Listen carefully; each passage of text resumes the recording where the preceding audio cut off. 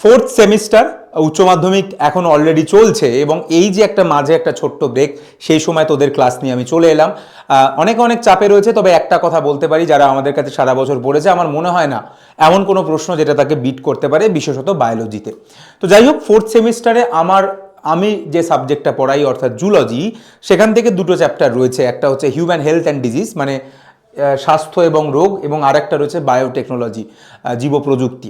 তো আমি মেনলি আজকের এই ক্লাসটাতে যেটা করব, যেগুলো ইম্পর্টেন্ট প্রশ্ন যেগুলো আসতে পারে, আমি সেই প্রশ্নগুলোকে বলবো মেনলি, এবং তার সঙ্গে আমি আশা করা যায় তোদের কোনো না কোনো একটা বই রয়েছে বা না আছে, যাই হোক এই প্রশ্নগুলোর উত্তরগুলো রেডি করে পরীক্ষায় চলে যাবি তোরা।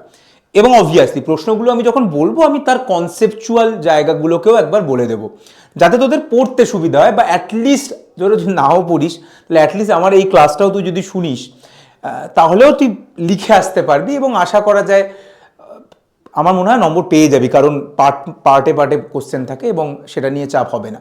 তবে বেশি সময় নষ্ট করতে চাইছি না, কারণ অলরেডি উচ্চ মাধ্যমিক চলছে এবং আমরা সরাসরি ক্লাসে চলে যাই। দুটো চ্যাপ্টার আমি পড়াবো, বাকিটা অর্পিতা ম্যাডাম পড়াবেন। তো প্রথমে হিউম্যান হেলথ অ্যান্ড ডিজিজ, মানে স্বাস্থ্য। তো সেখানে দেখ, আমাদেরকে যেটা পড়তে হবে এই চ্যাপ্টারটাতে যেটা রয়েছে, দেখ 1 নম্বরের প্রশ্ন আসতে পারে, মানে পার্ট মার্কিংয়ে তো 1+1+1 এরকমভাবেও প্রশ্ন আসতে পারে। তো যাই হোক, দেখ রোগ, এই যে রোগ বলে না, রোগ, তোদেরকে না মেনলি এখানে দু ধরনের, বা আমি বলতে পারি তোদের সিলেবাসে 3 ধরনের রোগের কথা মেনলি পড়তে হয়। একটা রোগকে আমরা বলি ইনফেকশন। একটা রোগ হচ্ছে ইনফেকশন, মানে যেটা কোনো একটা অণুজীব, মাইক্রোব যারা রয়েছে, মানে যাদেরকে আমরা খালি চোখে দেখতে পাই না, তাদের দ্বারা যে রোগগুলো হয় আর কি, তারা হচ্ছে ইনফেকশন। মাইক্রো অর্গানিজমের দিয়ে যে রোগগুলো হয়, মানে ব্যাকটেরিয়া, ভাইরাস, ফাঙ্গাস কিংবা প্রোটোজোয়া, এদের দ্বারা যে রোগগুলো হয় তারা হচ্ছে ইনফেকশন। এটা এক ধরনের রোগ যেটা তোকে পড়তে হবে। দ্বিতীয় আরেক ধরনের রোগ যেটা তোকে পড়তে হবে সেটা হচ্ছে ক্যান্সার, কারণ ক্যান্সার সম্পূর্ণ একটা অন্য ধরনের রোগ, সেটাও তোকে পড়তে হবে। আর 3 নম্বর আরেকটা রোগ তোকে পড়তে হবে, সেটা সম্পর্কে ছোট্ট একটা জিনিসই পড়তে হবে, কিন্তু আমার মনে হচ্ছে এইবার 2026-এর ফোর্থ সেমিস্টারে একটা ছোট্ট প্রশ্ন আসতে পারে, সেটা হচ্ছে auto immune disease. Auto immune disease, এই অটো ইমিউন রোগ কি, স্বঅনাক্রমতা বা এরকম কিছু একটা হবে। আমার বক্তব্য, যদি কনফিউশন হয় তোর ইংরাজি ভার্সানটাও একবার দেখে নিতে পারিস। তো অটো ইমিউন রোগ, তো 3 ধরনের রোগের কথা তোকে পড়তে হয়। আমি আগে ছোটটা দিয়ে শুরু করি, যে অটো ইমিউন রোগের ব্যাপারটা কি, কারণ এইটা আমার মনে হচ্ছে একটা প্রশ্ন আসতে পারে, যে অটো ইমিউন রোগ এই ব্যাপারটা কি জিনিস, বা অটো ইমিউনিটিটা কি জিনিস। এই উত্তরটা অবভিয়াসলি তোরা তৈরি করবি। কনসেপ্টটা কি? কনসেপ্টটা হচ্ছে আমাদের শরীরের নিজের কোষ, মানে আমাদের শরীরের মধ্যে একটা অনাক্রমণতা রয়েছে, একটা ইমিউনিটি রয়েছে, এবং ইমিউনিটির কাজ কি, অনাক্রমণতার কাজ কি? অনাক্রমণতার কাজ হচ্ছে বাইরে থেকে যদি কোনো শত্রু আসে, তাহলে বাইরের কোনো শত্রুকে প্রতিহত করা, অর্থাৎ বাইরে থেকে যদি কোনো অ্যান্টিজেন আসে, তাহলে সেই অ্যান্টিজেনকে প্রতিহত করা হচ্ছে ইমিউনিটির কাজ। কিন্তু কোনো এই যে অটো ইমিউন রোগ, এই রোগে কি হয়, যে আমাদের শরীরের নিজস্ব কোষ, আমাদের শরীরের যেটা সেলফ নিজের যে কোষগুলো রয়েছে, সেই সেলফ কোষগুলোই অ্যান্টিজেনের মতো বিহেভ করা শুরু করে, এবং আমাদের ইমিউনিটি সেগুলোকে ধ্বংস করতে শুরু করে। অর্থাৎ আমাদের নিজেদের কোষকেই আমার ইমিউনিটি ধ্বংস করতে শুরু করেছে, যেটা হওয়ার কথা ছিল না। এইটাকেই অটো ইমিউনিটি বলা হয়, অটো ইমিউন রোগ বলা হয়। তাহলে অটো ইমিউন রোগ কি, প্রশ্ন কিরকম আসবে, অটো ইমিউনিটি কি, এবং একটা বা দুটো উদাহরণ দাও, এরকম টাইপের প্রশ্ন আসতে পারে। তাহলে অটো ইমিউনিটি মানে কি, যখন আমাদের শরীরের নিজস্ব কোষগুলোই সেলফ অ্যান্টিজেনের মতো বিহেভ করে এবং আমাদের ইমিউনিটি তাকে ধ্বংস করতে শুরু করে, এবং তার ফলে যে রোগগুলো দেখতে পাওয়া যায় সেটা হচ্ছে অটো ইমিউন রোগ। এবং তার উদাহরণ হিসাবে তুই অনেক রোগের নাম লিখতে পারিস, যেরকম রিউমাটয়েড আর্থ্রাইটিস, SLE, ভিটিলিগো মানে যেটাকে আমরা সেতি বলি। আরও অনেক রোগ রয়েছে, মানে তার কোনো শেষ নেই। রিউম্যাটিক হার্ট ডিজিজ বলে একটা রোগ রয়েছে, এবং প্রচুর রোগ রয়েছে, মানে এর কোনো শেষ নেই। মোটামুটি 3-4টে নাম তোরা দেখে যাস। তাহলে এইটা হচ্ছে আমার প্রথম জিনিস, অটো ইমিউন রোগ। একটা ছোট প্রশ্ন আসতে পারে, 1+1 বা এরকমভাবে একটা কিছু, 2+1 এরকমভাবে আসতে পারে, যে কী জিনিস, এবং দুটো উদাহরণ লেখো, 1+2 বিভিন্নভাবে আসতে পারে। তো এটা হচ্ছে প্রথম জিনিস। দ্বিতীয়তে আসি, cancer. Cancer, this is very important, খুব খুব খুব গুরুত্বপূর্ণ। আমার মনে হয় ক্যান্সার তোরা সবাই পড়বি। দেখ, ক্যান্সার মানে বেসিক্যালি ক্যান্সার কথাটা বোঝায় ম্যালিগনেন্ট টিউমার সম্পর্কে, ম্যালিগনেন্ট টিউমার। তাহলে ম্যালিগনেন্ট টিউমারটা কি জিনিস আশা করা যায় তোরা সবাই জানিস। প্রথমত টিউমার কি, টিউমার জিনিসটা কি? টিউমার জিনিসটার মানে হচ্ছে যখন সেটাকে আমরা বলি নিওপ্লেশিয়া। তাহলে নিওপ্লেশিয়া যা, টিউমার তাই। মানে কি? নিও মানে হচ্ছে নতুন, আর প্লেশিয়া কথাটার মানে হচ্ছে একটা গ্রোথ। মানে হঠাৎ করে নতুন করে যদি একটা গ্রোথ তৈরি হয়, হঠাৎ করে যদি একটা কিছু একটা নতুন করে তৈরি হয়, সেটা মাসেলে হতে পারে, কিডনির মধ্যে হতে পারে, ফুসফুসে হতে পারে, নতুন করে একটা কিছু তৈরি হচ্ছে, সেটাকে আমরা নিওপ্লেশিয়া বলি। এবার এই যে টিউমার বা নিওপ্লেশিয়া, এটা দু রকমের হয়, একটা হচ্ছে বিনাইন আর একটা হচ্ছে ম্যালিগনেন্ট। তোদেরকে পার্থক্য লিখতে বলতে পারে যে বিনাইন এবং ম্যালিগনেন্ট টিউমারের মধ্যে পার্থক্য লেখো, তাই এই প্রশ্নটাও তোরা অবভিয়াসলি তৈরি করে যাবি যে বিনাইন টিউমার এবং ম্যালিগনেন্ট টিউমারের মধ্যে পার্থক্য কি। দেখ, বিনাইন টিউমার মানে কি? এই যে গ্রোথটা হচ্ছে, গ্রোথ কেন হচ্ছে, কেন টিউমার হলো, কেন নিওপ্লেশিয়া হলো, কেন হঠাৎ করে একটা গ্রোথ তৈরি হলো, তোকে যদি এর কারণ জিজ্ঞাসা করে যে এর কারণটা কি, কেন কারণ কি, তার কারণ অবভিয়াসলি অনিয়ন্ত্রিত কোষ বিভাজন। অনিয়ন্ত্রিত কোষ বিভাজন হচ্ছে, তার জন্যই অতিরিক্ত কোষ তৈরি হচ্ছে এবং এটা হচ্ছে। কিন্তু অনিয়ন্ত্রিত কোষ বিভাজন হলো কেন? তার কারণ এটা তোরা মাধ্যমিকেও পড়েছি যে চেক পয়েন্ট যেগুলো ছিল, সেই চেক পয়েন্টগুলো আর কাজ করতে পারছে না, এবং তার জন্য অনিয়ন্ত্রিত কোষ বিভাজন হচ্ছে। এবং একটা টার্ম, খুব ইম্পর্টেন্ট টার্ম, যে কন্ট্যাক্ট ইনহিবিশন বলে একটা টার্ম হয়, কন্ট্যাক্ট ইনহিবিশন। এই কন্ট্যাক্ট ইনহিবিশন মানে কি? দুটো কোষ যদি একে অপরের সংস্পর্শে আসে তাহলে আর ফার্দার কোষ বিভাজন হয় না, কিন্তু এখানে যেহেতু অনিয়ন্ত্রিত কোষ বিভাজন হচ্ছে, তাই প্রচুর কোষ তৈরি হচ্ছে, তাই দুজনের কন্ট্যাক্টে এলেও কোষ বিভাজন থামছে না, তাই কন্ট্যাক্ট ইনহিবিশন জিনিসটা পুরোপুরি নষ্ট হয়ে যায় এবং সে চেক পয়েন্ট বিগড়ে যায়, তার জন্য এই ব্যাপারটা হয় এবং নতুন একটা গ্রোথ তৈরি হয়, যেটাকে আমরা টিউমার বলি। কিন্তু এই যে নতুন গ্রোথটা যেটা তৈরি হলো, সেটা যদি একটা নির্দিষ্ট জায়গাতেই সীমাবদ্ধ থাকে, যদি সেটা একটা নির্দিষ্ট জায়গার মধ্যে সীমাবদ্ধ থাকে, তাহলে সেটাকে আমরা বলি বিনাইন টিউমার। কিন্তু এটা এমন গ্রোথ তৈরি হলো যেটা দূরেও ছড়িয়ে পড়ছে, তখন সেটাকে আমরা বলি ম্যালিগনেন্ট টিউমার। তো যেটা ছড়িয়ে পড়ছে দূরে, সেটাকে আমরা বলি ম্যালিগনেন্ট টিউমার। তাহলে বিনাইন টিউমার এবং ম্যালিগনেন্ট টিউমার মানে কি? ধর এটা একটা কিডনি, এবং কিডনির মধ্যে একটা গ্রোথ হলো, এটা টিউমার। এবার দেখা গেল গ্রোথটা এইটুকুর মধ্যেই রয়েছে, এর বাইরে আর ছড়াচ্ছে না, তাহলে সেটা হচ্ছে বিনাইন টিউমার।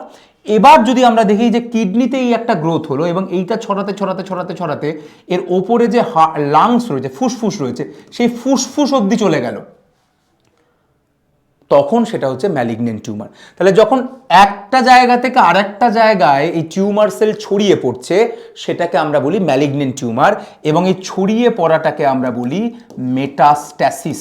তাহলে তোকে প্রশ্ন করতে পারে যে মেটাস্ট্যাসিস এই জিনিসটা কোন টিউমারে দেখতে পাওয়া যায়, এবং তার উত্তর সবসময় হবে malignant tumour. Malignant tumour, malignant টিউমারের মধ্যে মেটাস্ট্যাসিস দেখতে পাওয়া যায়। প্রশ্ন হচ্ছে ক্যান্সার কারা করে, ক্যান্সার কিভাবে হয়, সেটা তো তোকে বললাম যে চেক পয়েন্ট নষ্ট হয়ে যায়, কন্ট্যাক্ট ইনহিবিশন নষ্ট হয়ে যায় এবং ক্যান্সার হয়, অনিয়ন্ত্রিত কোষ বিভাজন হয়। প্রশ্ন হচ্ছে চেক পয়েন্ট নষ্ট হলো কেন, কিংবা কন্ট্যাক্ট ইনহিবিশন নষ্ট হলো কেন? তো তাদেরকে যারা নষ্ট করে তাদেরকে আমরা বলি কার্সিনোজেন। কার্সিনোজেন হচ্ছে তারা যারা ক্যান্সার করায়, অর্থাৎ তারা কি করে, তারা আমাদের শরীরের মধ্যে অঙ্কোজিনকে অ্যাক্টিভেট করে দেয়। অঙ্কোজিন যখনই অ্যাক্টিভেট হয়ে যায় তখনই আমাদের ক্যান্সার হয়। এবং কারা সেই কার্সিনোজেন, সেটা অনেক রকম হতে পারে, যেরকম এটা কোনো রকম একটা কেমিক্যাল হতে পারে, এটা কোনো কেমিক্যাল হতে পারে, যেরকম তোরা জানিস যে আমরা যে সিগারেট খাই, তো সিগারেটের যে মধ্যে যে কেমিক্যাল রয়েছে সেটা লাং ক্যান্সার করে। কিংবা অ্যাসবেস্টোস, অ্যাসবেস্টোসের ফ্যাক্টরি রয়েছে, সেই অ্যাসবেস্টোস যে ফ্যাক্টরি রয়েছে, সেই অ্যাসবেস্টোস ফ্যাক্টরি থেকে লাং ক্যান্সার হতে পারে। তো এরকম কিছু কেমিক্যাল রয়েছে। বেশ কিছু রেডিও অ্যাক্টিভ পার্টিকেল রয়েছে, রেডিও অ্যাক্টিভ যেগুলো তেজস্ক্রিয় পদার্থ, তারাও ক্যান্সার করতে পারে। সূর্য থেকে যে রশ্মি আসে, সূর্য থেকে যে রশ্মি আসে, রে যেগুলো আসে, যে রশ্মিগুলো আসে, সেই রশ্মি দু রকমের হতে পারে। একটা হচ্ছে আয়োনাইজিং রশ্মি, আর একটা হচ্ছে নন আয়োনাইজিং রশ্মি। নন আয়োনাইজিং রশ্মি। যদিও এর মধ্যে আয়োনাইজিং রশ্মিরাই মেনলি ক্যান্সার করে, যেরকম আলফা রে, বিটা রে, গামা রে, এক্স রে, এগুলো সবাই ক্যান্সার করে। এই জন্যই তো তেজস্ক্রিয় পদার্থ থেকে যখন বিকিরণ হয় তখন ক্যান্সার হয়। সেই জন্য তেজস্ক্রিয় জিনিসপত্র নিয়ে যারা পরীক্ষা নিরীক্ষা করেন তাদের বেশিরভাগেরই ক্যান্সার হয়। এবং নন আয়োনাইজিং রেডিয়েশনের মধ্যে আলট্রাভায়োলেট রে রয়েছে, যদিও এরা মেনলি ক্যান্সার করে, আয়োনাইজিং রেডিয়েশনরা মেনলি ক্যান্সার করে। তো এই রে বা রেডিয়েশন এখান থেকে ক্যান্সার হয়। ইভেন বেশ কিছু ভাইরাস রয়েছে যেখান থেকে ক্যান্সার হতে পারে। বেশ কিছু ভাইরাস রয়েছে যারা ক্যান্সার করতে পারে। কীরকম ভাইরাস? যেরকম hepatitis virus, hepatitis B virus, hepatitis C virus, এরা লিভার ক্যান্সার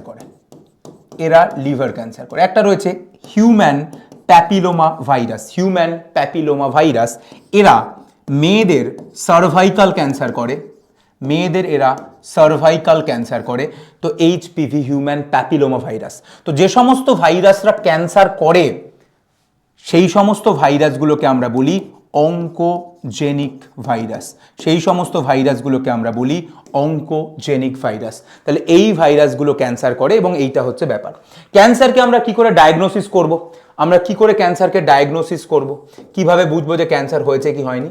ডায়াগনোসিস করার জন্য অবভিয়াসলি তুই প্রথমে যদি কোথাও একটা গ্রো হয়, পেটের মধ্যে হলো, কিডনির মধ্যে হলো, লাংসের মধ্যে হলো, তুই তো ছবি তো করতেই পারিস।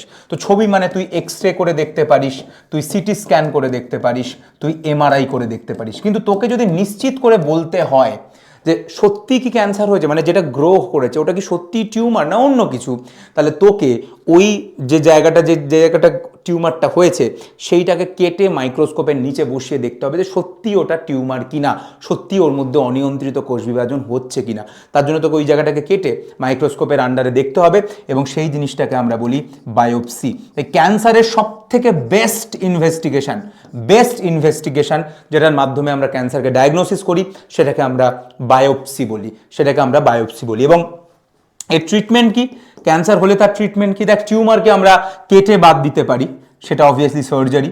অনেক সময় ক্যান্সারকে সার্জারি করার জায়গায় নেই, বাট আমরা সার্জারি করার আগে হয়তো আগে ক্যান্সারটাকে একটু ছোট করতে চাইছি ওষুধ দিয়ে, কিংবা সার্জারি করেছি যতটা তারপরে আর পারছি না, এবার আমাকে ওষুধ দিতে হবে। তো ওষুধ দেওয়াকে আমরা বলি কেমোথেরাপি। যদি আমরা অনেক সময় কোনো টিউমারকে রেডিয়েশন দিয়ে পুড়িয়ে দিই তাহলে সেটা হচ্ছে রেডিওথেরাপি।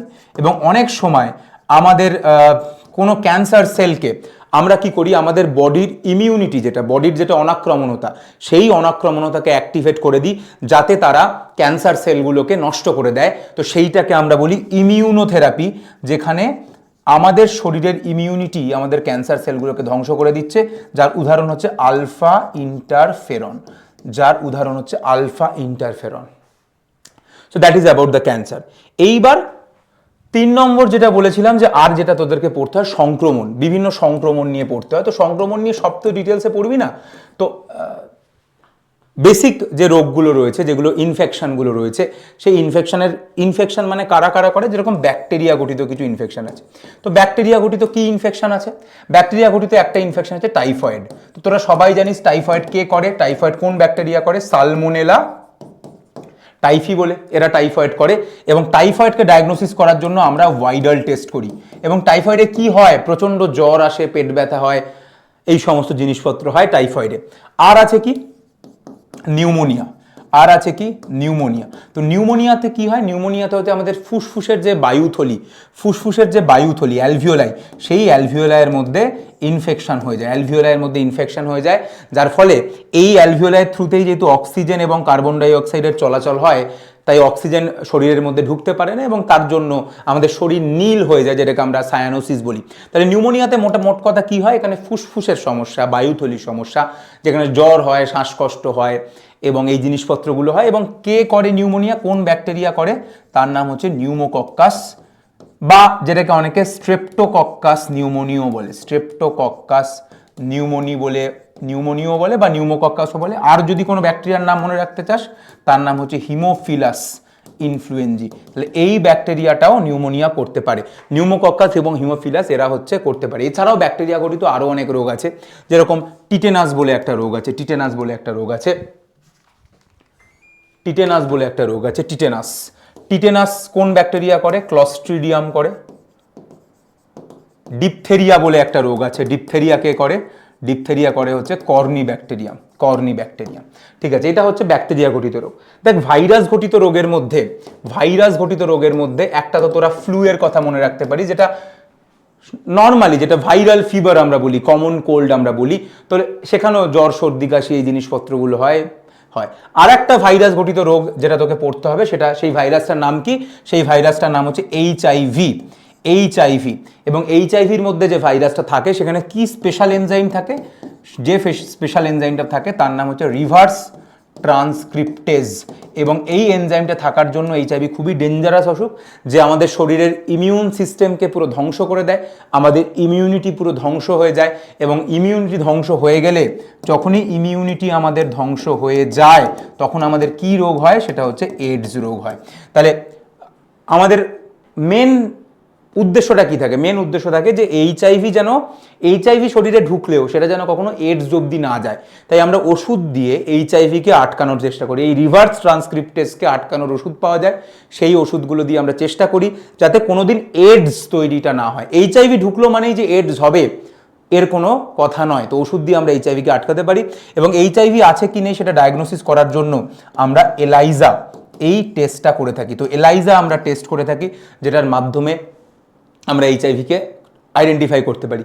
এবং এইচআইভি মানুষের শরীরে ঢোকে কিভাবে এইচআইভি মানুষের শরীরে ঢোকে? এইচআইভি মানুষের শরীরে কিভাবে ঢোকে?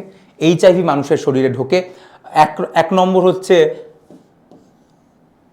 অবভিয়াসলি সেক্সুয়াল কন্ট্যাক্টের মাধ্যমে। অর্থাৎ যদি একজন ছেলের শরীরে এইচআইভি ভাইরাসটা থাকে, তাহলে সে যখন সেক্সুয়াল ইন্টারকোর্স করে একটা মেয়ের সাথে, তখন সেই মেয়েটার শরীরে চলে যায়, কিংবা উল্টো। 2 হচ্ছে ব্লাড ট্রান্সফিউশন, মানে রক্তের ব্যাগের মধ্যে যদি থাকে, তাহলে সেই রক্ত যখন কেউ নিচ্ছে, তাহলে তার শরীরে এইচআইভি ভাইরাস ঢুকে যাবে। 3 নম্বর হচ্ছে মা থেকে বাচ্চার শরীরেও যেতে পারে।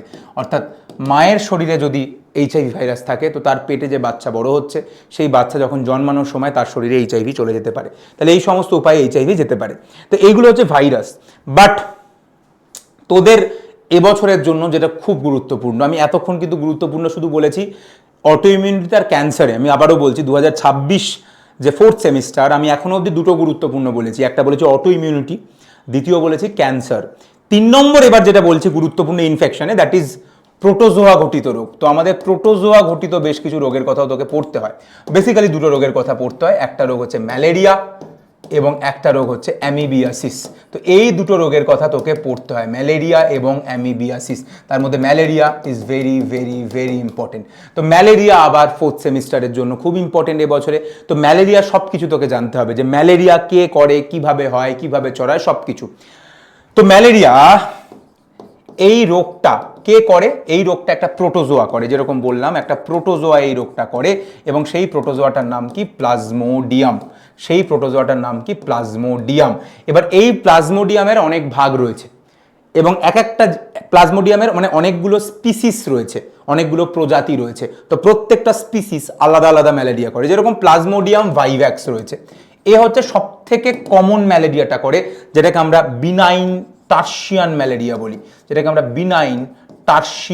ম্যালেরিয়া বলি। তো এটা হচ্ছে সব থেকে খুব ইম্পর্টেন্ট, সব থেকে কমন, এটাই সব থেকে কমন হয়। এছাড়া আছে ফ্যালসিফেরাম। এরা যেটা করে সেটাকে আমরা বলি ম্যালিগনেন্ট ম্যালেরিয়া, যেটা খুবই ডেঞ্জারাস একটা ম্যালেরিয়া, যেখানে মৃত্যুর সম্ভাবনা প্রচণ্ড হাই থাকে। It's a very dangerous malaria, যেটা প্লাজমোডিয়াম ফ্যালসিফেরাম করে। এছাড়াও প্লাজমোডিয়ামের আরও ভাগ রয়েছে, যেরকম ওভেল রয়েছে, ম্যালেরি রয়েছে, বাট এগুলো তোদেরকে এত জানতে হবে না। মেনলি তোরা ভাইভ্যাক্স আর ফ্যালসিফেরাম মনে রাখবি।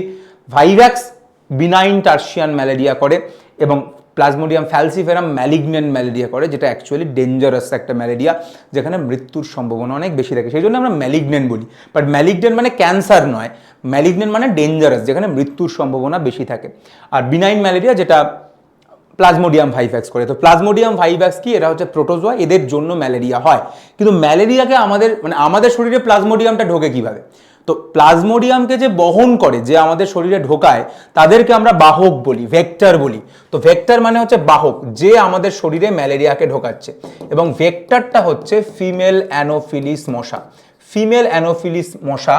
তাদের থ্রুতেই তাদের থ্রুতেই আমাদের শরীরে এই ম্যালেরিয়ার জীবাণুটা ঢোকে। তার মানে ফিমেল অ্যানোফিলিস মশা হচ্ছে বাহক, ফিমেল অ্যানোফিলিস মশা হচ্ছে বাহক এবং এদের থ্রুতে আমাদের শরীরে ঢোকে। তাই তোকে লাইফ সাইকেলটা কিন্তু মোটামুটি জানতে হবে যে এই প্লাজমোডিয়াম মশার শরীর এবং মানুষের শরীরের মধ্যে তো যাতায়াত করে, তো কিভাবে করছে এবং প্লাজমোডিয়ামের এক এক সময় এক এক রকম নাম হয়, তো প্রতিটা নাম তোকে জানতে হবে। যেরকম আমি তোকে যদি বলি যে এই যে মশা, এই মশার যে লালাগ্রন্থি সেখানে প্লাজমোডিয়ামের যে দশাটা থাকে সেটাকে কাস্তের মতো দেখতে, এই দশাটার নাম হচ্ছে স্পোরোজয়েড। তো যখন আমাদেরকে মশা কামড়ায় তখন এই স্পোরোজয়েডটা মানুষের শরীরে ঢোকে। তাহলে কে মানুষের শরীরে ঢোকে? মানুষের শরীরে ঢোকে হচ্ছে স্পোরোজয়েড। তাই তোকে কখনো প্রশ্ন যদি করে যে মানুষের জন্য ইনফেক্টিভ দশা কি, মানুষের জন্য প্লাজমোডিয়ামের সংক্রামক দশাটার নাম কি, সবাই এরা প্লাজমোডিয়াম মানে স্পোরোজয়েড এর পরে আরো নাম আসবে, এরা সবাই প্লাজমোডিয়ামের বিভিন্ন দশার নাম। তো মানুষের জন্য ইনফেক্টিভ কোনটা বা মানুষের শরীরে প্লাজমোডিয়ামের কোন দশা ঢুকছে, উত্তর হচ্ছে স্পোরোজয়েড দশা ঢুকছে। এই স্পোরোজয়েড মানুষের শরীরে ঢোকার পরে চলে যায় লিভারের মধ্যে এবং লিভার মানে যকৃতের মধ্যে চলে যায় এবং এখানে গিয়ে তৈরি করে মেরোজয়েড এবং সেই মেরোজয়েড থেকে পরবর্তীকালে তৈরি হয় ট্রোফোজয়েড দশা এবং আরও অনেক দশা তৈরি হয়, মানে সিগনেট রিং স্টেজ অনেক কিছু রয়েছে, অনেক কিছু স্টেজ তৈরি হয়। তো যাই হোক এরকমভাবে প্রচুর দশা তৈরি হয়। তো এই যে ট্রোফোজয়েড দশা এ যায় এবং এ গিয়ে মানুষের যে রেড ব্লাড সেল লোহিত রক্তকণিকা তাকে অ্যাটাক করে এবং এই লোহিত রক্তকণিকা ফেটে গিয়ে এখান থেকে হিমোজোইন বলে একটা টক্সিন বেরোয় এবং এই টক্সিনটার জন্যই জ্বর আসে, এর জন্যই জ্বর আসে। তো সেইটা থেকে তোরা ফেব্রাইল পারক্সিজম কি এই কোশ্চেনটাও কিন্তু রেডি করে নিবি। ফেব্রাইল পারক্সিজম এটা কি তুই রেডি করে নিবি। তো হিমোজয়েন টক্সিন বেরোয় এবং সেখান থেকে জ্বর আসে এবং আমি যেরকম বললাম যে ফেব্রাইল পারক্সিজমের উত্তরটাও তোরা তৈরি করে নিবি। তো যাই হোক এরকমভাবে ট্রোফোজয়েড হতে হতে আলটিমেটলি একটা স্টেজ তৈরি হয় যার নাম হচ্ছে গ্যামেটোসাইট দশা এবং গ্যামেটোসাইট দু রকমের হয়, একটা ছেলে গ্যামেটোসাইট হয়, মেয়ে গ্যামেটোসাইট হয়। যাই হোক এই গ্যামেটোসাইট দশাটা আবার যখন অন্য আরেকটা মশা কামড়ায় তো তাদের শরীরে গ্যামেটোসাইট দশাটা ঢোকে। তাহলে তোকে যদি প্রশ্ন করে যে মানুষের শরীরে প্লাজমোডিয়ামের কোন দশা সংক্রমিত করছে, উত্তর হচ্ছে স্পোরোজয়েড। আর তোকে যদি বলে মশার শরীরে প্লাজমোডিয়ামের কোন দশাটা ঢুকছে, সেটা উত্তর হচ্ছে গ্যামেটোসাইট। তাহলে গ্যামেটোসাইট হচ্ছে মশার শরীরে ঢুকছে এবং গ্যামেটোসাইট এই যেরকম বললাম যে গ্যামেটোসাইট মশার শরীরে ঢোকার পরে এটা ছেলে এবং মেয়ে এদের মিলনে তৈরি হয় জাইগোট এবং জাইগোট থেকে উকাইনেট সিস্ট হয়ে আলটিমেটলি স্পোরোজয়েড তৈরি হয় এবং সেটা এইরকমভাবে চলতে থাকে। তো এই যেহেতু সেক্সুয়াল রিপ্রোডাকশনটা, এই সেক্সুয়াল রিপ্রোডাকশনটা যেহেতু মশার দিকে হয় তাই মশার দিকে সেক্সুয়াল রিপ্রোডাকশনটা হয় আর মানুষের দিকে অ্যাসেক্সুয়াল রিপ্রোডাকশনটা হয়। এটা মাথায় রাখিস, যৌন জননটা মশার দিকে হয়, অযৌন জনন মানুষের দিকে হয়। সেই জন্য মশাকে বলা হয় প্রাইমারি হোস্ট আর একে বলা হয় হচ্ছে সেকেন্ডারি হোস্ট। মশাকে বলা হয় প্রাইমারি হোস্ট এবং এটাকে বলা হয় সেকেন্ডারি হোস্ট এবং মশা তার সঙ্গে বাহক। তাহলে এই জিনিসগুলো মাথায় রেখে দিস। ম্যালেরিয়া কে করে? প্লাজমোডিয়াম করে। প্লাজমোডিয়ামের কোন স্পিসিসটা ভালো ম্যালেরিয়া করে? ভাইভ্যাক্স। কোনটা খারাপ করে? ফ্যালসিফেরাম। কোন দশাটা মানুষের শরীরে ঢোকে? স্পোরোজয়েড। মেরোজয়েড হয়, তারপরে ট্রোফোজয়েড হয়, গ্যামেটোসাইট হয়। গ্যামেটোসাইট আবার মশার শরীরে ঢোকে, জাইগোট তৈরি হয় এবং সেখান থেকে আলটিমেটলি আবার স্পোরোজয়েড তৈরি এবং এই সাইকেলটা চলতে থাকে। মশার শরীরে সেক্সুয়াল রিপ্রোডাকশন হয়, যৌন জনন হয় এবং মানুষের শরীরে প্লাজমোডিয়ামের অযৌন জনন দেখতে পাওয়া যায়। এই জিনিসগুলো মাথায় রেখে দিই এবং ফেব্রাইল পারক্সিজম তার সঙ্গে অবভিয়াসলি পড়ে নিস। এইটা হচ্ছে মশার ব্যাপারে। অ্যামিবিয়াসিস সম্পর্কে কিছু বলার নেই। অ্যামিবিয়াসিস শুধু কে করে আমার মনে হয় এই নামটা তোরা মাথায় রেখে দিস। অ্যামিবিয়াসিস কে করে সেটা হচ্ছে এন্টামিবা হিস্টোলাইটিকা। এন্টামিবা হিস্টোলাইটিকা সে অ্যামিবিয়াসিস করে এবং এখানে রক্ত আমেশা হয়, পেটে ব্যথা হয় এবং এইটা ওই মাছির মাধ্যমে ছড়ায়। এরপরে আর কে রয়েছে? এরপরে আর যেটা রয়েছে সেটা হচ্ছে বিভিন্ন কৃমি জাতীয় রোগ। তো কৃমি জাতীয় রোগের মধ্যে দুজন রয়েছে। কৃমি মানে ওয়ার্ম, কৃমি মানে হচ্ছে ওয়ার্ম, কৃমি মানে হচ্ছে ওয়ার্ম। মানে একটা রয়েছে অ্যাসক্যারিয়াসিস, অ্যাসক্যারিয়াসিস যেটা কে করে? অ্যাসক্যারিস করে, অ্যাসক্যারিস করে অ্যাসক্যারিয়াসিস এবং যার ফলে কি হয়? পেটের মধ্যে কৃমিটা জমা হয়, পেট ব্যথা হয়, তার সঙ্গে কিছুটা রক্ত বেরোতে পারে। তো এই সমস্ত কিছু হয় অ্যাসক্যারিসের জন্য হয়। আর একটা হয় হচ্ছে ফাইলেরিয়া। ফাইলেরিয়া কে করে? ফাইলেরিয়া যে কৃমিটা করে তার নাম হচ্ছে উচেরেরিয়া ব্যাংক্রফটি এবং এই উচেরেরিয়া মানুষের শরীরে কিভাবে ঢোকে? তাহলে এখানে ভেক্টরকে, এখানে ভেক্টর হচ্ছে কিউলেক্স মশা, এখানে ভেক্টর হচ্ছে কিউলেক্স মশা। তাহলে আমরা দু রকম রোগ পেলাম, ম্যালেরিয়া যার বাহক হচ্ছে অ্যানোফিলিস মশা, করে প্লাজমোডিয়াম, প্লাজমোডিয়াম হচ্ছে একটা প্রোটোজোয়া। দ্বিতীয় রোগ পেলাম ফাইলেরিয়া, যেটা করে হচ্ছে উচেরেরিয়া, যে হচ্ছে একটা কৃমি, রাউন্ড ওয়ার্ম, গোল কৃমি, এবং সেটার বাহক হচ্ছে কিউলেক্স মশা। এইটা আমরা পেয়ে গেলাম। আর ছত্রাক জাতীয় যে রোগগুলো রয়েছে, এবং এখানে কি হয় তোরা সবাই জানিস, ফাইলেরিয়াতে বেসিক্যালি কি হয়, ফাইলেরিয়াতে লিমফ্যাটিক অবস্ট্রাকশন হয়। লিমফ্যাটিক মানে লসিকা বাহ, আমাদের যে লসিকা বাহ সেটার অবস্ট্রাকশন হয়, এবং লসিকার অবস্ট্রাকশনের জন্য লসিকা বাইরে বেরিয়ে আসে এবং গোধ হয়, যেটাকে আমরা ইংরাজিতে বলি এলিফ্যান্টিয়াসিস। এলিফ্যান্টিয়াসিস হয়, ফাইলেরিয়াতে হয়। ছত্রাক, ছত্রাক, ছত্রাক সম্পর্কে একটাই, ছত্রাক ঘটিত একটা রোগের কথা তোকে পড়তে হয়, যেটাকে আমরা দাঁত বলি, রিংওয়ার্ম বা টিনিয়া বলি। এই টিনিয়া কিন্তু টিনিয়া সোলিয়াম না, এটা হচ্ছে টিনিয়া, যেটা হচ্ছে রিংওয়ার্মের আর একটা নাম, যেটার মানে হচ্ছে দাঁত। এই যে গোল গোল লাল লাল হয়, গোল গোল লাল লাল হয়, চুলকায়, সেই জিনিসটা হচ্ছে দাঁত বা টিনিয়া বা রিংওয়ার্ম, যেটা একটা ছত্রাক ঘটিত রোগ। যদি বলিস কোন ছত্রাক করে, তাহলে তিনটে ছত্রাক রয়েছে, এপিডার্মোফাইটন, ট্রাইকোফাইটন আর মাইক্রোস্পোরাম। এই ছত্রাকগুলো এই টিনিয়া করে, চুলকোয়ে, আঁশ ওঠে, এরকম জিনিসপত্র হয়। তো মশাবাহিত রোগের কথা যেটা আমি বলছিলাম, সেটাকে একবার একটু সামারি করে দিই, কারণ এটা থেকেও একটা প্রশ্ন আসতে পারে যে মশাবাহিত কি কি রোগের ব্যাপার আছে। তাহলে একটা হচ্ছে অ্যানোফিলিস মশা, কোন রোগ ছড়ায়, অ্যানোফিলিস মশা কোন রোগ ছড়ায়, অবভিয়াসলি ম্যালেরিয়া। কিন্তু মনে রাখিস ম্যালেরিয়া করে কে, ম্যালেরিয়া করে কিন্তু প্লাজমোডিয়াম বলে একজন প্রোটোজোয়া, এটা মাথায় রাখিস। মানে প্লাজমোডিয়াম বলে একটা প্রোটোজোয়া কিন্তু ম্যালেরিয়াটা করে, বহন করে হচ্ছে অ্যানোফিলিস।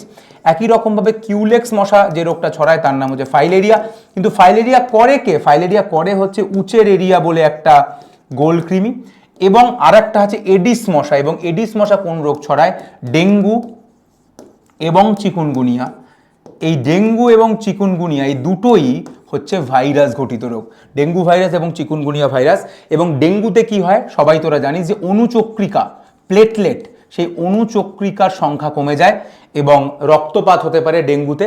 এবং চিকুনগুনিয়াতে যেটা হয় সেটা হচ্ছে গাঁটে গাঁটে ব্যথা হয়, গাঁটে ব্যথা হয় চিকুনগুনিয়াতে, জ্বরের সঙ্গে গাঁটে ব্যথা হয় চিকুনগুনিয়াতে। এবং মশাকে আটকানোর জন্য কি করতে হয় তোরা সবাই জানিস, যে আমরা মশারি ব্যবহার করব, কিংবা মশার লার্ভাকে মারার জন্য আমরা তেলাপিয়া, গাম্বুসিয়া এই জিনিসগুলোকে ব্যবহার করব। আমার মনে হয় এটা অবধি কোনো ডাউট নেই। তাহলে এই হচ্ছে বিভিন্ন ধরনের রোগ যেগুলো তোকে পড়তে হবে। অনাক্রমণতে মানে আমাদেরকে ইমিউনিটি পড়তে হয়, অনাক্রমণতা পড়তে হয় এই চ্যাপ্টারটার মধ্যে, সেটাতে আমি আসছি। তার আগে ড্রাগস তোদেরকে একটু পড়তে হয়, ড্রাগস, নেশার জিনিসপত্র তোদেরকে পড়তে হয়। এবং সেখানে তোরা মেনলি যে কোনো সময়ের জন্যেই অ্যালকোহল এবং স্মোকিং এই জিনিসটাকে কোনোদিন ভুলিস না। এই দুটো থেকেই প্রশ্ন আসতে পারে, যে অ্যালকোহল এবং স্মোকিং। মদ এবং ধূমপান থেকে প্রশ্ন আসতে পারে। দেখ অ্যালকোহল যেটা মেনলি করে সেটা হচ্ছে এরা লিভারের ক্ষতি করে, এবং সেখান থেকে ফ্যাটি লিভার থেকে সিরোসিস এবং সেখান থেকে লিভার ক্যান্সার, এই জিনিসটা অবধি এরা করতে পারে। এবং এটা ছাড়াও যদি বলে যে লিভার ছাড়া অ্যালকোহল আর কি করতে পারে, অ্যালকোহল লিভার ছাড়াও যেটা করতে পারে, এরা অগ্নাশয়ের ক্ষতি করতে পারে, প্যানক্রিয়াটাইটিস করতে পারে, এরা আমাদের হার্ট ফেলিওর করতে পারে, এবং কিডনিরও ক্ষতি করতে পারে, এবং আরও অনেক কিছু রয়েছে, আমি কয়েকটা বললাম, সেই জিনিসগুলো করতে পারে, লিভার ক্যান্সার করতে পারে। অন্যদিকে স্মোকিং বেসিক্যালি যেটা করে, স্মোকিং যখনই কেউ করছে তখন তার শরীরে কার্বন মনোঅক্সাইড তৈরি হয়, এবং কার্বন মনোঅক্সাইডের জন্য যেটা হয় যে হিমোগ্লোবিন তখন কার্বন মনোঅক্সাইডের সঙ্গে বাইন্ড করে যায় এবং শরীরে অক্সিজেনের মাত্রাটা কম হয়ে যায়, এটা 1 নম্বর। 2 নম্বর হচ্ছে স্মোকিংয়ের জন্য আমাদের সিম্প্যাথেটিক সিস্টেম, মানে যেটাকে আমরা সমাবেদী স্বয়ংক্রিয় স্নায়ুতন্ত্র বলি, সেটা অ্যাক্টিভেট হয়ে যায়, এবং যার জন্য আমাদের ব্লাড প্রেশার, হার্ট রেট এগুলো সমস্ত কিছু বেড়ে যায়, বহু রোগ করতে পারে। সিগারেট স্মোকিংয়ের জন্য বহু রকমের রোগ হতে পারে। অ্যাজ ফর এক্সাম্পল যদি আমাকে জিজ্ঞাসা করি স্যার কী রকমের রোগ হয়, তাহলে আমি অনেক কিছু বলতে পারি, যেরকম ওরাল ক্যান্সার, মুখের ক্যান্সার, লাং ক্যান্সার, ব্লাডারের ক্যান্সার, মূত্রথলির ক্যান্সার, এগুলো সমস্ত কিছু তো করতেই পারে। তার সঙ্গে গ্যাস্ট্রাইটিস, তার সঙ্গে বুকের ব্রঙ্কাইটিস, এমফাইসিমা, এবং হার্টের সমস্যা করে coronary artery disease, coronary artery ডিজিজের মতো রোগ করে। তো এই সমস্ত কিছু স্মোকিংয়ের জন্য হতে পারে, সমস্ত কিছু স্মোকিংয়ের জন্য হতে পারে। একটা ছোট্ট পয়েন্ট, হেরোইন এই যে নেশার জিনিসটা রয়েছে, যেটাকে অনেকে ব্রাউন সুগার বলে, এই জিনিসটা অ্যাকচুয়ালি কি? এই জিনিসটা হচ্ছে অ্যাকচুয়ালি মরফিন বলে একটা ড্রাগ পাওয়া যায়, যেটা ব্যথা কমানোর জন্য ইউজ হয়। সেই মরফিনের অ্যাসিটাইলেশন করিয়ে ডাই অ্যাসিটাইল মরফিন তৈরি করে সেটাকে আমরা হেরোইন বলি, যেটা নেশার কাজে ইউজ হয় এবং যেটা বিভিন্ন রকম লোকে নেশা টেশা করে এটা দিয়ে। তো এই জিনিসগুলোকে তোরা মাথায় রাখিস। লাস্ট আমরা যদি চলে আসি অনাক্রমণতা, ইমিউনিটি। তো ইমিউনিটি দেখ, একটা তোদেরকে পড়তে হবে, একটা হচ্ছে এইটা তোরা অবভিয়াসলি পড়বি যে জন্মগত ইমিউনিটি ভার্সেস অর্জিত ইমিউনিটির মধ্যে কি পার্থক্য। দেখ, এর মধ্যে পার্থক্যটা অবভিয়াসলি তোকে পড়তে হবে। জন্মগত অনাক্রমণতা মানে যেটা জন্ম থেকে তোর শরীরে রয়েছে, কিন্তু তার কোনো মেমোরি নেই, সে মনে রাখতে পারে না, ঠিক আছে? অর্থাৎ জন্ম থেকে যারা রয়েছে, যেরকম তোর চামড়া, তোর পেটের মধ্যে যে হাইড্রোক্লোরিক অ্যাসিড রয়েছে, তোর শরীরের ব্লাডের মধ্যে যে নিউট্রোফিল রয়েছে, ঠিক আছে, বা এনকে সেল রয়েছে, এরা সবাই হচ্ছে তোর, এবং তোর যে লালা রয়েছে, স্যালাইভা রয়েছে, এরা প্রত্যেকে হচ্ছে তোর জন্ম থেকে রয়েছে এবং এরা জন্ম থেকে তোকে প্রোটেক্ট করে আসছে। কিন্তু এদের কোনো মেমোরি নেই। মানে ধর, আমি তোকে বলতে চাইছি, ধর কোনো একটা সময় কোনো একটা অ্যান্টিজেন তোর চামড়া ক্রস করে বা হাইড্রোক্লোরিক অ্যাসিডকে ক্রস করে তোর শরীরে ঢুকে পড়ে তোর রোগ করলো। তার মানে কি চামড়াটা মনে রেখে দেবে যে পরের বার ও এলে এবার ওকে আটকাবো? না, চামড়ার সেই মনে রাখার ক্ষমতা নেই, হাইড্রোক্লোরিক অ্যাসিডের সেই মনে রাখার ক্ষমতা নেই। তাই জন্মগত এরা জন্ম থেকে থাকে, কিন্তু এদের কোনো মেমোরি থাকে না। দুই, এরা স্পেসিফিক্যালি কাউকে আটকাতে পারে না বা স্পেসিফিক্যালি কাউকে ছাড়তে পারে না। মানে একটা যেরকম ধর একটা দেওয়াল, একটা ধর পাঁচিল রয়েছে, স্কুলের বাইরে একটা পাঁচিল রয়েছে, সেই স্কুলের বাইরের পাঁচিল কি শুধু বলবে যে না তুমি টপকাতে পারবে না, তুমি টপকাও, এরকম কিছু নয়। পাঁচিলটা রয়েছে, যারা টপকাতে পারবে না তারা টপকাতে পারবে না, যারা টপকাতে পারবে তারা বারবার টপকাতে পারবে।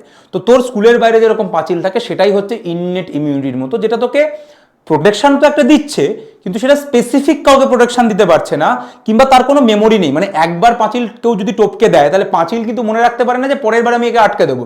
সেটা পাঁচিলের সেই ক্ষমতা নেই, সেটা পাঁচিলের মধ্যে থাকা দারোয়ানের ক্ষমতা রয়েছে, যে এ আগের বার ঢুকেছিল এবার তাকে আটকাবো, কিন্তু পাঁচিলের সেই বুদ্ধি নেই। তো পাঁচিল হচ্ছে জন্মগতর মতো, যার কোনো মেমোরি নেই এবং যারা খুব নন স্পেসিফিক হয়, অর্জিতরা উল্টো, অর্জিতর মেমোরি রয়েছে এবং এরা স্পেসিফিক হয়। এই জিনিসটা মাথায় রাখবি। এবং এই যে অর্জিত অনাক্রমণতা জন্মের পরে তৈরি, এবং এটা অবভিয়াসলি অনেক বেশি স্ট্রং, কারণ জন্মানোর পর থেকে আস্তে আস্তে তৈরি হচ্ছে। এই অর্জিত অনাক্রমণতাতে আমরা একটা প্যাটার্ন দেখতে পাই। কীরকম প্যাটার্ন? যখন প্রথমবার কোনো একটা বাইরে থেকে শত্রু অ্যাটাক করে, প্রথমবার যখন কোনো একটা অ্যান্টিজেন অ্যাটাক করলো, তখন সেটার রেসপন্সটা অল্প হয়, তুই অসুস্থ হয়ে পড়িস, কারণ রেসপন্সটা খুব অল্প হয়। কিন্তু দ্বিতীয়বার যদি একই অ্যান্টিজেন সেকেন্ড টাইম অ্যাটাক করে, মানে ফার্স্ট টাইম যখন অ্যাটাক করলো তখন রেসপন্সটা এরকম, সেকেন্ড টাইম যখন অ্যাটাক করে তখন কিন্তু রেসপন্সটা অনেক বেশি হয় এবং তখন কিন্তু খুব শক্তিশালীভাবে লড়তে পারে। এর কারণ কি? এর কারণ অর্জিত অনাক্রমণতার মেমোরি আছে, সেই জন্যই এটা করতে পারে এবং দ্বিতীয়বার অনেক শক্তিশালীভাবে লড়ে। এই যে সেকেন্ড টাইম ওদের যে এই পাওয়ারফুল রেসপন্সটা ওরা দিতে পারে, এটাকেই অ্যানামনেস্টিক রেসপন্স বলে। তাই এই একটা প্রশ্ন তোরা পড়ে নিস, অ্যানামনেস্টিক রেসপন্স কি, কি ব্যাপার, এই জিনিসটাও তোরা পড়ে নিস, অ্যানামনেস্টিক রেসপন্স। এবং এখান থেকে আমরা বলতে পারি যে অর্জিত অনাক্রমণতাকে আমরা দুভাবে ভাগ করি, একটা কোষ নির্ভর, একটা রস নির্ভর। তাই এইটার পার্থক্য তোকে পড়তে হবে, কোষ নির্ভর ভার্সেস রস নির্ভর, কোষ নির্ভর ভার্সেস রস। অ্যাকচুয়ালি অনাক্রমণতার মেন কি, যে তোর বাইরের শত্রু থেকে তোকে বাঁচবে। তো কোষ নির্ভরের বেসিক্যালি টি লিম্ফোসাইট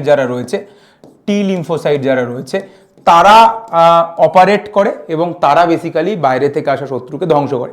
আর রস নির্ভরে বেসিক্যালি অ্যান্টিবডি বলে একটা জিনিস তৈরি হয়, সেই অ্যান্টিবডি জিনিসটা বেসিক্যালি তোকে বাইরের থেকে প্রোটেক্ট করে। তো অবভিয়াসলি এই উত্তরটা তোরা তৈরি করে যাবি, মেন জিনিসটা আমি তোকে বললাম। এবার প্রশ্ন হচ্ছে অ্যান্টিবডির কথা বললাম, অ্যান্টিবডি সম্পর্কেও তোদেরকে একটু জানতে হবে।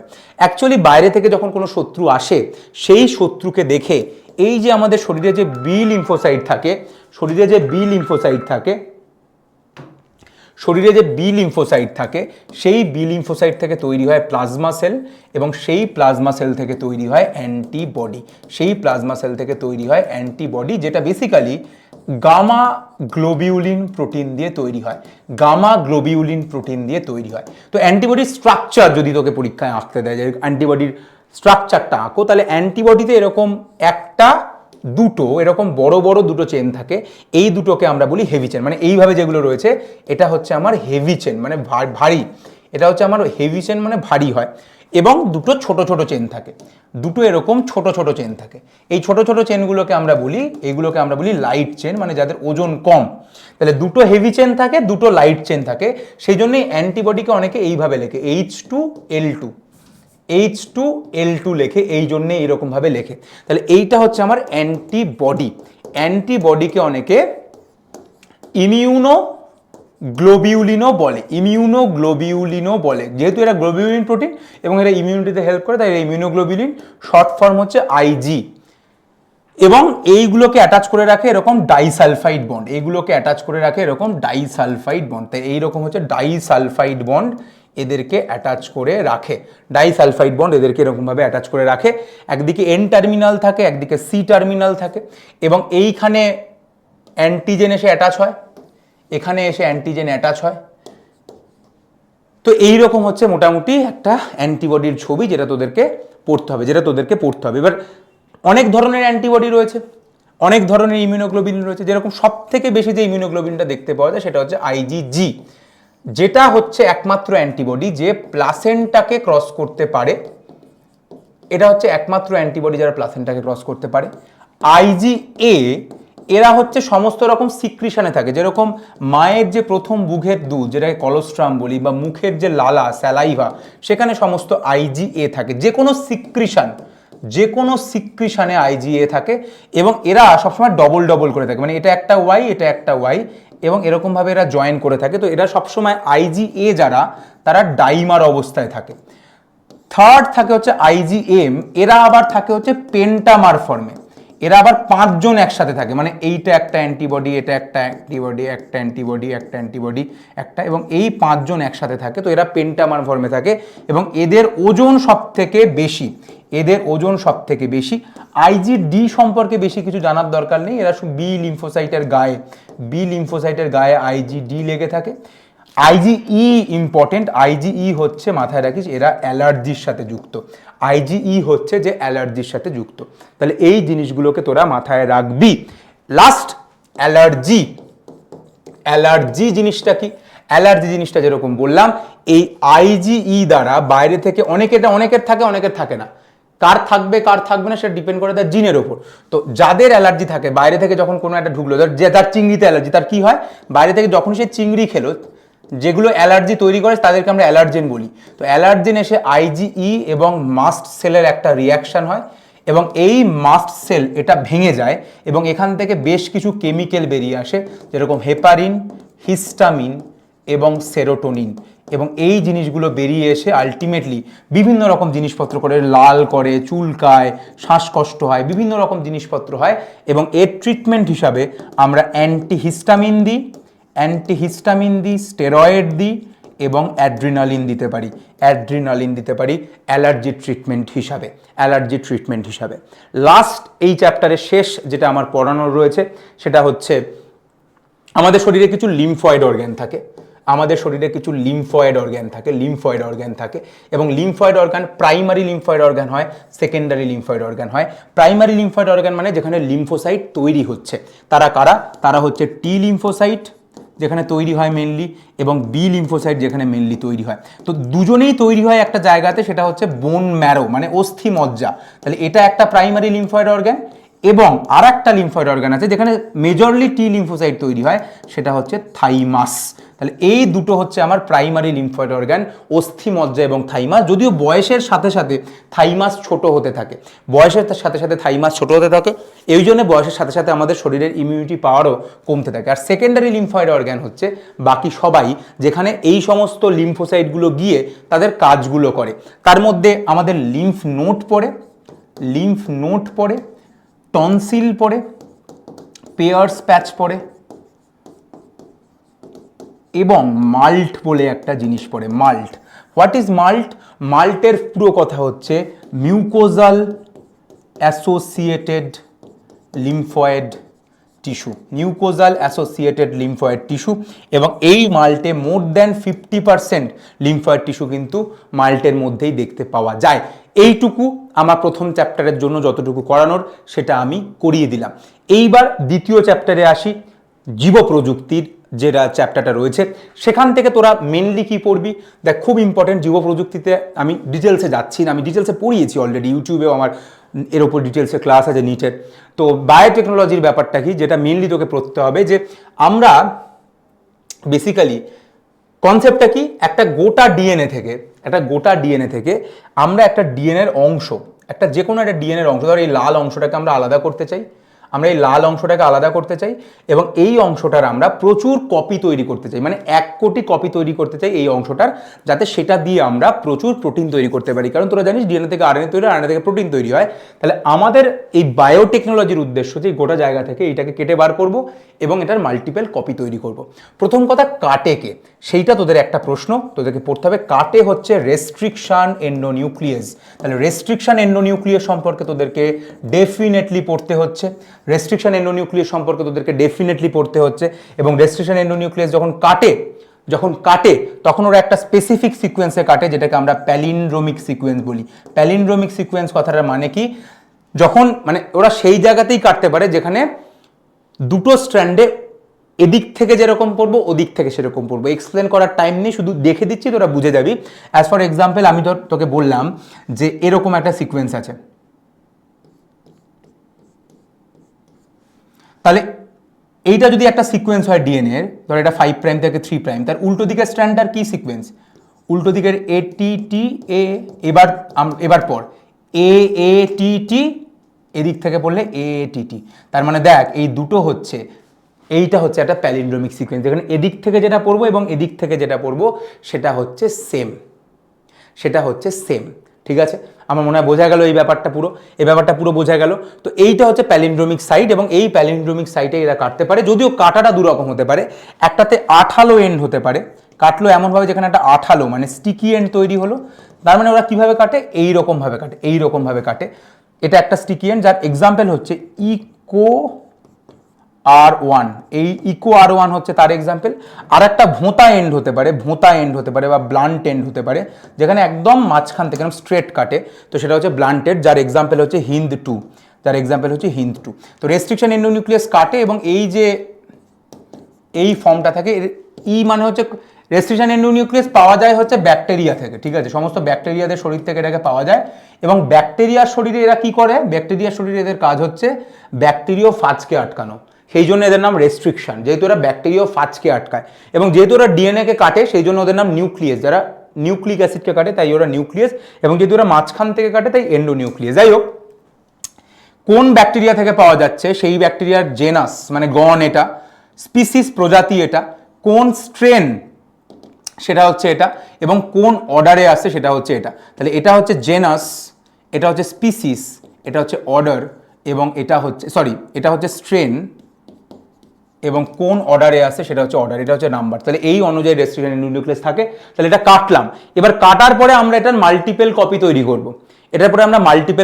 করব। কিন্তু যখনই আমরা এটা কাটি তখন অ্যাকচুয়ালি তো এই একটা ফ্র্যাগমেন্ট পাবো না, অনেক ডিএনএর ফ্র্যাগমেন্ট পাবো, তার মধ্যে এটা একটা লুকিয়ে রয়েছে।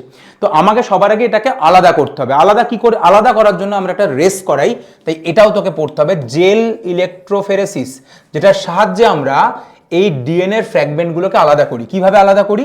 ডিএনএ নেগেটিভলি চার্জড হয়, ডিএনএ হয় হচ্ছে নেগেটিভলি চার্জ। তো আমরা কি করি, একদিকে এই পজিটিভলি চার্জ অ্যানোড বসিয়ে দিই। যখনই আমরা একদিকে পজিটিভলি চার্জ অ্যানোড বসিয়ে দেবো, তখনই এই নেগেটিভলি চার্জ ডিএনএ গুলো সব আলাদা আলাদা হয়ে যাবে। যাদের ওজন কম তারা অবভিয়াসলি দৌড়ে ফাস্ট হবে, আর যাদের ওজন বেশি তারা পিছন দিকে থাকবে। তার মানে ওজন অনুযায়ী পুরো ব্যাপারটা ছড়িয়ে পড়বে। এবং আমি যদি জানি যে আমার ডিএনএর যে অংশটা যেটা আমি চাই তার ওজন কত, তাহলে আমি ঐকিক নিয়ম করে বার করে নিতে পারবো যে আমার ডিএনএটা কোন জায়গাটাতে রয়েছে। তাহলে দ্যাট ইজ জেল ইলেকট্রোফোরেসিস। এইটা অবভিয়াসলি তোরা পড়বি, জেল ইলেকট্রোফোরেসিস কি, যেটা হচ্ছে একটা জেলের ওপর, কোন জেল, অ্যাগারোস জেলের ওপর আমরা সামনে অ্যানোড লাগিয়ে ডিএনএর যে ফ্র্যাগমেন্টগুলো রয়েছে সেগুলোকে সেপারেট করে দিই। So that is gel electrophoresis. এবং ওজন অনুযায়ী এটা আলাদা হয়ে যায়, বেশি ওজন পিছনে থাকে, কম ওজন অ্যানোডের সামনে থাকে, এবং আমরা আমাদের ফ্র্যাগমেন্টটাকে পেয়ে যাই। এবং এরপরে আমাদের ফ্র্যাগমেন্টটাকে বার করার জন্য আমরা একটা কালার দিই এথিডিয়াম ব্রোমাইড এবং আলট্রাভায়োলেট স্টেন দিয়ে আমরা সেটাকে আলটিমেটলি এক্সট্র্যাক্ট করে নিই। এইটাকে বলা হয় ইলিউশন, এইটাকে বলা হয় ইলিউশন। তো যাই হোক, জেল ইলেকট্রোফেরেসিস। এইবার আমরা এটার মাল্টিপল কপি তৈরি করবো। আমাদের অংশটা পেয়ে গেছি, এবার মাল্টিপল কপি তৈরি করব। তাহলে এই মাল্টিপল কপি তৈরি করার জন্য আমরা একটা ভেক্টর ইউজ করতে পারি। এটা আবার অন্য ভেক্টর। আমরা ওইখানে ভেক্টর পড়েছিলাম যে রোগ বহন করে, আর এখানে যে ভেক্টর সে হচ্ছে আমার ডিএনএটাকে বহন করে, যে ডিএনএটা আমি কপি তৈরি করতে চাইছি। এই ভেক্টর হিসেবে অবভিয়াসলি তোদেরকে সব থেকে যেটা মানে ভেক্টর অনেক কিছু হতে পারে, যেরকম ব্যাকটেরিওফাজ সে ভেক্টর হিসাবে ব্যবহার হয়, কিন্তু সব থেকে ইম্পর্টেন্ট হচ্ছে প্লাজমিড। প্লাজমিড বলে একটা জিনিস আছে, তার সংজ্ঞা তোকে অবভিয়াসলি পড়তে হবে। সেটা হচ্ছে ব্যাকটেরিয়ার শরীরে নর্মাল নিউক্লিয়াসের বাইরে যে গোল ডিএনএটা থাকে, নর্মাল নিউক্লিয়াসের মধ্যে একটা ডিএনএ থাকে, তার বাইরে যে গোল ডিএনএটা থাকে সেই ডিএনএটাকে প্লাজমিড বলা হয়। এই প্লাজমিড ভেক্টর হিসেবে কাজ করে এবং তোদেরকে ডেফিনেটলি PBR 322-এর স্ট্রাকচার তোকে জানতেই হবে, এবং এটার মধ্যে কোনো ব্যাপার নেই। একটা গোল ডিএনএ যার মধ্যে আমার ডিএনএটাকে আমি ঢোকাবো আর কি। তো তার মধ্যে এরকম অডি সাইট রয়েছে। অডি সাইট রয়েছে কেন? কারণ এর রেপ্লিকেশন হয়, অডি সাইট থেকে রেপ্লিকেশন হয়। একটা আরওপি সাইট রয়েছে, এখান থেকে রেপ্লিকেশনের জন্য যে প্রোটিন সেটা তৈরি হয়। দুদিকে দুটো অ্যান্টিবায়োটিক রেজিস্ট্যান্স, অ্যান্টিবায়োটিক মানে প্লাজমিডরা জেনারেলি, প্লাজমিড তো ব্যাকটেরিয়ার শরীরে থাকে, আর ব্যাকটেরিয়াকে মানে অ্যান্টিবায়োটিক। প্লাজমিডের কাজ হচ্ছে অ্যান্টিবায়োটিকের এগেনস্টে ব্যাকটেরিয়াকে বাঁচানো। সেই জন্য প্লাজমিডের শরীরে ওই অ্যান্টিবায়োটিককে আটকানোর জিন থাকে। যেরকম এই PBR 322-এর শরীরে একদিকে সালমোনেলাকে, একদিকে টেট্রাসাইক্লিন, একদিকে অ্যাম্পিসিলিনকে আটকানোর জিন থাকে, একদিকে টেট্রাসাইক্লিনকে আটকানোর জিন থাকে। এটা এদিক ওদিক হতে পারে, যাই হোক সেটা দেখে নিস। এবং একদিকে টেট্রাসাইক্লিনকে আটকানোর জিন থাকে, একদিকে অ্যাম্পিসিলিন অ্যান্টিবায়োটিককে আটকানোর জিন থাকে। এবং এর বিভিন্ন জায়গাতে বিভিন্ন রকম রেস্ট্রিকশন এন্ডোনিউক্লিয়াসের জায়গা রয়েছে। অ্যাজ ফর এক্সাম্পল আমি যদি বলি, তাহলে এখানে PVU, PSU2 এদের এই রেস্ট্রিকশন এন্ডোনিউক্লিয়াসগুলো এখানে লাগে। এখানে যেরকম BAM1 আর SAL1 এদের থাকে এখানে। এই আরওপির জায়গায় যেরকম PVU1, PST1, এখানে যেরকম আবার PVU2 থাকে, সেইগুলো তোরা দেখে নিস। মোট কথা PBR 322-এর ছবিটা তোরা দেখে নিস। এইখান থেকে একটা টার্ম, আর একটা টার্ম আমি তোদেরকে পরীক্ষার জন্য খুব বলে দিতে চাই। সেটা হচ্ছে একটা টার্ম আসে, সেটা হচ্ছে এই জিনিসটা কি, ইনসারশনাল ইনঅ্যাক্টিভেশন। ইনসারশনাল ইনঅ্যাক্টিভেশন এই জিনিসটা কি? অর্থাৎ ইনসার্ট করার জন্য ইনঅ্যাক্টিভ হয়ে যাচ্ছে। ইনসার্ট, কিছু একটা ইনসার্ট করার জন্য কিছু একটা ইনঅ্যাক্টিভ হয়ে যাচ্ছে। কি ব্যাপারটা? অ্যাকচুয়ালি আমরা আমাদের প্লাজমিডের মধ্যে তো বাইরে থেকে আমাদের ডিএনএটাকে ঢোকাচ্ছি। এইবার এইখানে ধর একটা অ্যান্টিবায়োটিক রেজিস্ট্যান্স জিন ছিল। অ্যাজ ফর এক্সাম্পল এখানে টেট্রাসাইক্লিনকে আটকানোর জিনটা ছিল, তাহলে এইটা হচ্ছে টেট্রাসাইক্লিনকে আটকানোর জিন।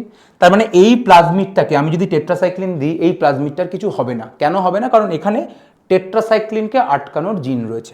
এইবার আমি যদি আমার যে ডিএনএটা, যেটা আমি ঢোকাতে চাইছি, কারণ এটা ভেক্টর, ভেক্টর মানে আমি এর মধ্যে ঢোকাবো, তো আমি যখন ঢোকাতে চাইছি সেটা যদি আমি এই জায়গাটাতে ঢোকাই, আমি যদি এর জায়গায় ইনসার্ট করি এটাকে, তাহলে এই জিনিসটা নষ্ট হয়ে গেল এবং তার জায়গায় আমার এটা চলে এলো।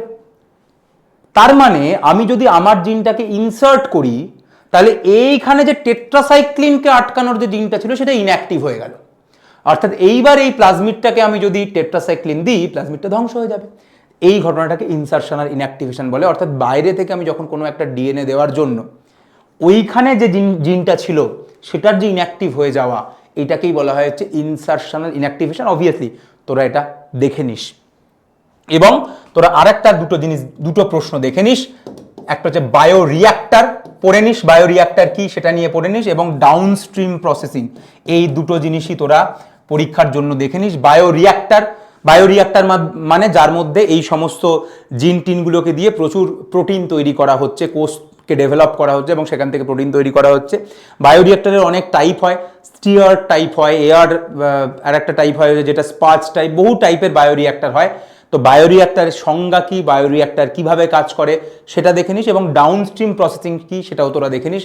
ডাউনস্ট্রিম প্রসেসিং মানে এই যে আলটিমেটলি আমরা এই যে ডিএনএ থেকে যে প্রোটিনটা তৈরি করলাম, সেই প্রোটিনটা মার্কেটে ছাড়ার আগে আমরা যে সেপারেশন এবং পিউরিফিকেশন করি সেটাই হচ্ছে ডাউনস্ট্রিম।